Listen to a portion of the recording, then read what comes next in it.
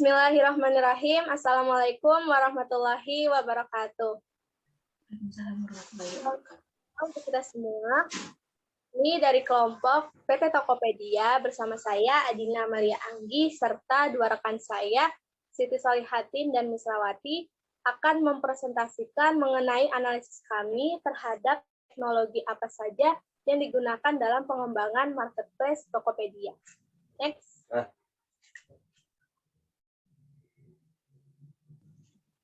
Ya, yang pertama tentang PT Tokopedia. Tokopedia merupakan perusahaan perdagangan elektronik atau sering disebut dengan toko daring. Nah, Tokopedia ini didirikan sejak tahun 2009 oleh William Tanuwijaya dan Leontinus Alva Edison. Tokopedia ini turut mendukung para pelaku usaha mikro, kecil, dan menengah atau UMKM dan perorangan untuk mengembangkan usaha mereka dengan memasarkan produk secara daring dengan pemerintah dan pihak-pihak lainnya. Next. Baik, selanjutnya ialah sejarah berkembangnya Tokopedia. Tokopedia berkembang dimulai pada tahun 2009, yaitu berdirinya Tokopedia.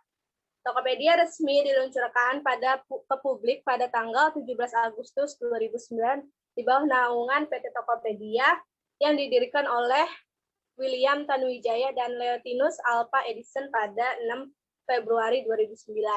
Sejak resmi diluncurkan, PT Tokopedia berhasil menjadi salah satu perusahaan internet Indonesia dengan pertumbuhan yang sangat cepat.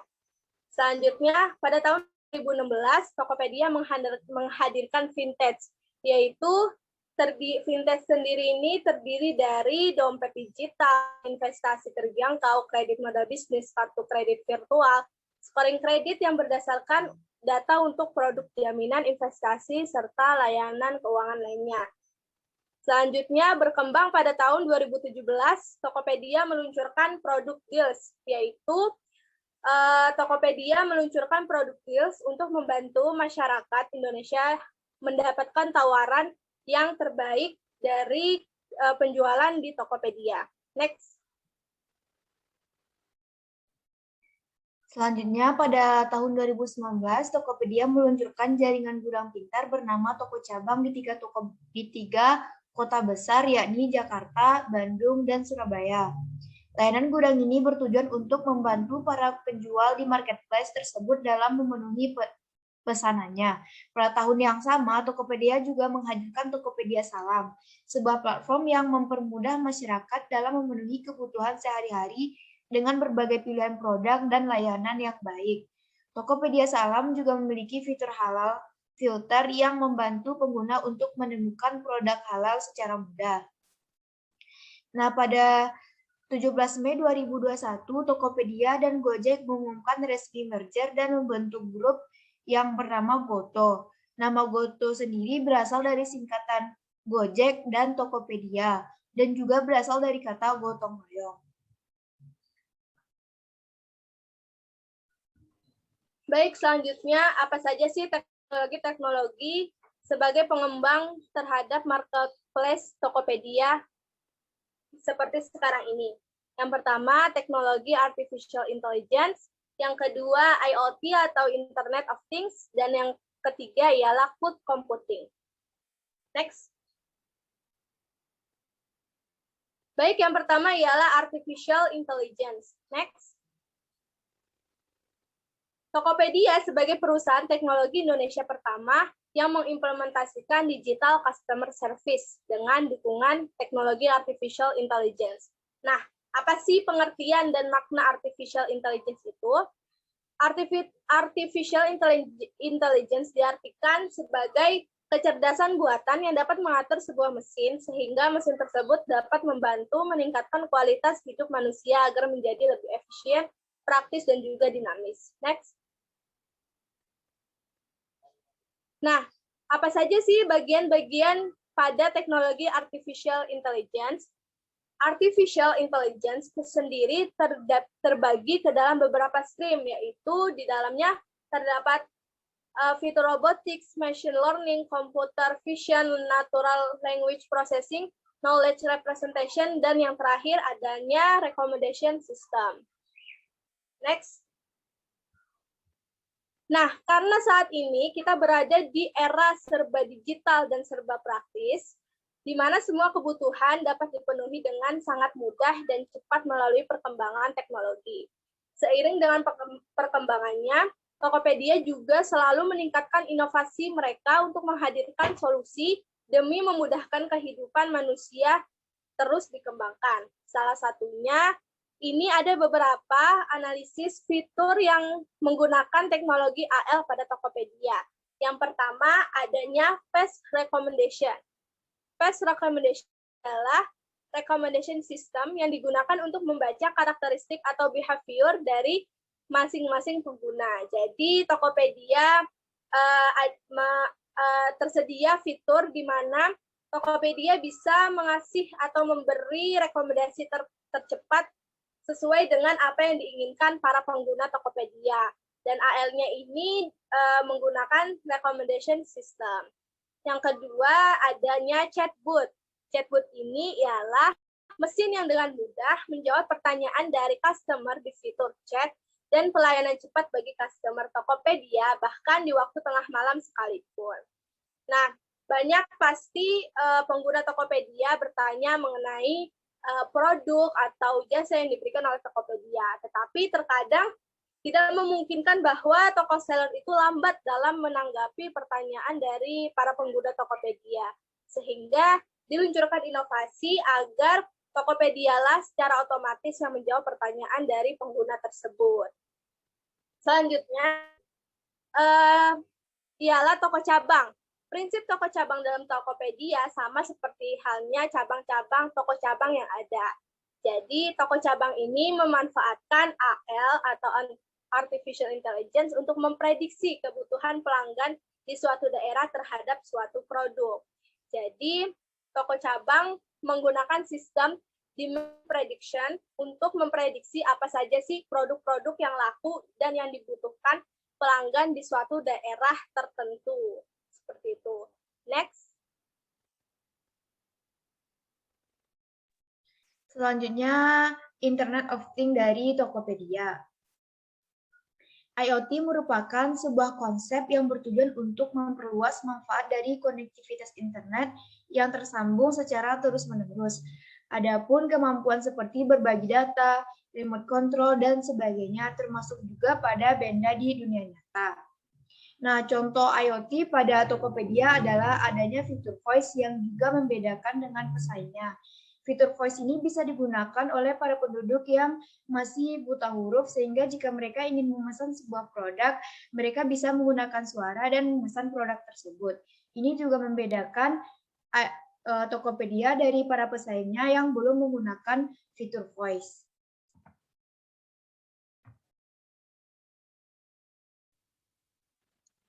Oke, selanjutnya adalah cloud computing.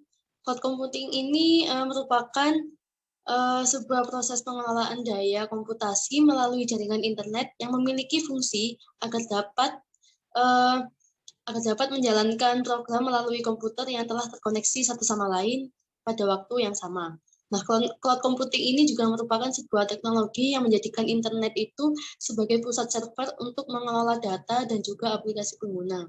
Cloud computing ini juga memudahkan penggunanya untuk menjalankan program tanpa harus menginstal aplikasi terlebih dahulu, dan juga memudahkan pengguna untuk mengakses data dan informasi melalui internet. Next. Next. Managing infrastructure with SRE mindset. Nah, SRE ini adalah Site Reliability Engineer adalah salah satu pekerjaan di bidang IT yang menangani reliabilitas situs atau aplikasi. Reliabilitas adalah kemampuan situs atau aplikasi untuk menerima semua akses dan permintaan dari pengguna yang sangat banyak dan datang secara terus-menerus. Nah, Tokopedia ini menggunakan mindset SRE ini untuk mengembangkan infrastruktur teknologinya. Digunakan juga sebagai alat jembatan antara tim operasi dan tim developer untuk mengembangkan suatu situs atau aplikasi. Seiring dengan kebutuhan SRE yang kian meningkat, Saat ini Tokopedia menggunakan sistem otomatisasi untuk memudahkan proses operasional dan administrasi. Tokopedia juga mengimplementasikan sistem otomatisasi dengan menerapkan beberapa tools yang digunakan. Next. Nah, beberapa toolsnya itu ada ini GitOps, PM Autoscale, Kubernetes Deployment, dan Canary Manager. Nah, kita bahas satu persatu. Yang pertama ada GitOps, yaitu salah satu cara untuk mengimplementasikan continuous deployment aplikasi berbasis cloud yang menggunakan Git sebagai single source of truth. Yang secara garis besar, GitOps ini adalah Git yang berisi deskripsi tentang kondisi infrastruktur yang kita inginkan secara deklaratif dan proses yang berjalan secara otomatis. Nah, misalnya Tokopedia ini ingin mendeploy aplikasinya, mengubah dengan versi yang baru dengan aplikasi yang telah berjalan. Nah, Tokopedia ini cukup mengubah isi Git repositorinya dan selanjutnya akan diproses secara otomatis. Selanjutnya ada VM Autoscale. Nah, VM ini adalah virtual machine, yaitu rekayasa perangkat lunak yang memiliki fungsi yang sama seperti halnya komputer fisik dengan komponen pembangunannya yang lengkap. Gambaran sederhananya itu VM ini merupakan implementasi teknologi yang semacam ruang kedua pada komputer yang dimana segala aktivitas di dalamnya ini tidak akan mempengaruhi keadaan komputer utama. VM ini sangat cocok untuk uji coba program komputer seperti aplikasi Tokopedia dalam hal pembaruan sistem operasi maupun membuka file yang beresiko terinfeksi virus. Selanjutnya ada Kubernetes Deployment. Nah, Kubernetes ini merupakan platform open source yang digunakan untuk melakukan manajemen workloads-nya aplikasi yang dikontainerisasi. Nah, keuntungannya apa kalau dikontainerisasi? Yang pertama itu mekanisme pembuatan aplikasi serta proses deployment-nya akan lebih efektif. Kontainer ini dapat meningkatkan kemudahan dan efisiensi jika dibandingkan dengan menggunakan VM. Kemudian selanjutnya ada continuous development integration dan deployment. Nah, digunakan untuk melakukan proses build dan deploy yang sering dilakukan serta memberikan kemudahan mekanisme rollback karena image yang ada sifatnya immutable. Kemudian yang terakhir ada Canary Manager. Nah, Canary ini merupakan hotline etika pihak ketiga yang memungkinkan perusahaan untuk mendeteksi aktivitas yang melibatkan pelanggaran, penipuan, penyalahgunaan, dan juga pelanggaran kebijakan perusahaan lainnya. Jadi, Tokopedia ini menggunakan Canary Manager untuk meminimalisir adanya pelanggaran dan penipuan. Next.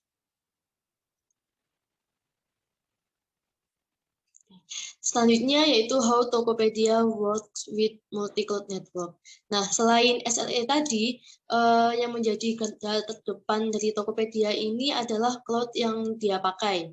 Nah, tidak hanya satu, tetapi banyak ya, yaitu multi-cloud. Nah, multi-cloud dari Tokopedia ini ada 4. Yang pertama ada public cloud A, yaitu transaksional service. Yang kedua ada public cloud B, analitik, machine learning, big data, dan multimedia, dan juga service. Yang ketiga ada public cloud C, yaitu tentang back-end service, dan yang keempat ada private cloud, yaitu partner connection dan seperti bank. Gitu. Nah, kenapa sih kok Tokopedia menggunakan banyak sekali cloud kayak gini ya? Ada 4, yaitu karena yang pertama Tokopedia tidak mau ketergantungan dengan satu cloud aja, dan juga karena Tokopedia ini mengadopsi banyak marketplace di mana semua orang ini punya kesempatan. Jadi Tokopedia ingin memberikan kesempatan bagi semua cloud provider untuk bekerja sama. Kemudian alasannya kedua itu karena cloud provider itu masing-masing memiliki kelebihan dan kekurangan, jadinya Tokopedia itu memaksimalkan potensi dari masing-masing cloud provider itu dengan menggunakan 4 cloud ini. Kemudian terkait dengan biaya, dengan menggunakan banyak cloud provider ini, Tokopedia menjadi lebih mudah dan menjadi bisa bernegosiasi biaya gitu. Oke, bisa di next. Baik, tadi kita menjelaskan mengenai teknologi yang ada pada Tokopedia. Tapi tidak memungkinkan bahwa teknologi tersebut juga ada beberapa kelemahan dan juga kekurangan pada penerapan di Tokopedia. Nah, ini kami memberikan beberapa poin kelemahan terhadap Tokopedia. Yang pertama ialah sering terjadinya spam terhadap produk. Yang kedua ialah ketidaksesuaian barang yang dijual dengan barang yang diterima. Yang ketiga, adanya pengelolaan stok barang yang belum optimal.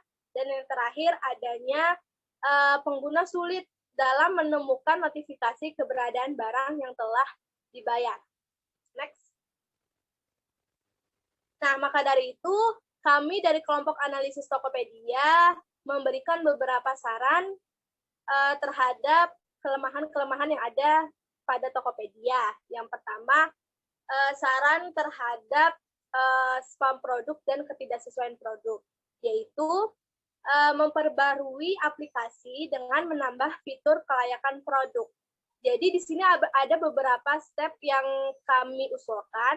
Yang pertama, Tokopedia mengumpulkan data produk yang toko seller ingin jual. Jadi data-data tersebut itu include data kelayakan foto dan juga kelayakan penjualan. Selain itu, keamanan baik dari segi BPOM dan juga keamanan kehalalan dari segi MUI. Nah, setelah dikumpulkan datanya tersebut, Tokopedia harus membuat coding dan juga meng-scanning terhadap barang tersebut atau apakah barang tersebut sesuai dengan kriteria-kriteria terhadap pengumpulan data yang tadi. Nah, setelah dilakukan coding dan juga scanning, ketika barang tersebut itu sesuai dengan kriteria, maka Tokopedia meng-up atau meng-posting produk tersebut. Tapi ketika ada barang satu pun yang tidak sesuai dengan kriteria, baik itu tidak ada BPOM ataupun halal dan lain sebagainya, Tokopedia memiliki kebijakan untuk meng-take down barang tersebut sehingga tidak bisa dilakukan penjualan. Seperti itu. Next. Nah, selanjutnya manfaat dari saran yang kami berikan. Yang pertama, jelas mengurangi ketidaksesuaian barang yang diposting dan diterima pembeli. Sehingga ketika barang sesuai dengan apa yang dibeli oleh pengguna, maka akan meningkatkan kepercayaan tersendiri terhadap pembeli dan terhadap produk yang dibeli, sehingga melahirkan loyalitas konsumen atau pengguna Tokopedia terhadap aplikasi Tokopedia sendiri. Seperti itu. Next.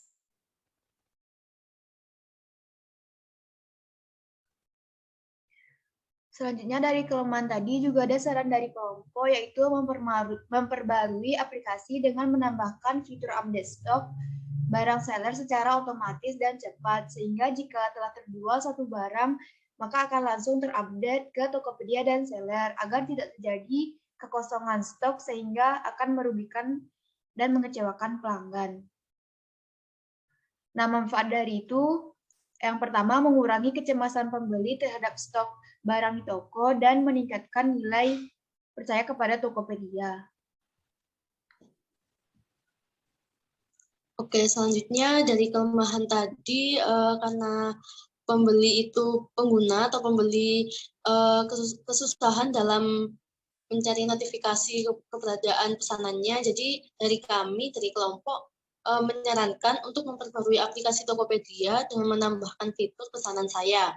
Jadi untuk pengguna tidak perlu mencari lagi di fitur notifikasi, tetapi di pesanan saya yang khusus menginformasikan tentang keberadaan barang yang sudah dibayar itu. Jadi dari kami menyarankan nantinya di fitur pesanan saya ini terdapat beberapa step, yaitu ada step yang pertama belum dibayar. Nah, di situ jika pengguna sudah check out tapi belum dibayar, nah notifikasinya ada di sini. Kemudian ketika barang sudah dibayar, nanti muncul step selanjutnya ada sudah dikemas, yaitu sudah diterima oleh sellernya dan sudah dilakukan pengemasan. Kemudian sudah dikirim, berarti artinya si seller ini sudah mengirimkan barang ke ekspedisi. Kemudian dari proses sudah dikirim ke step selanjutnya sudah diterima, yaitu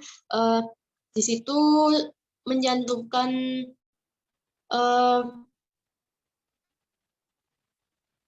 proses keberadaan di mana sih barang itu sedang di jalan atau sudah sampai lokasi mana gitu. Kemudian yang selanjutnya sudah diterima berarti barang itu sudah diterima oleh si pembeli. Kemudian yang terakhir ada step dibatalkan, yaitu jika pembeli tidak jadi membeli atau membatalkan pesanannya, nanti notifikasinya ada di step dibatalkan.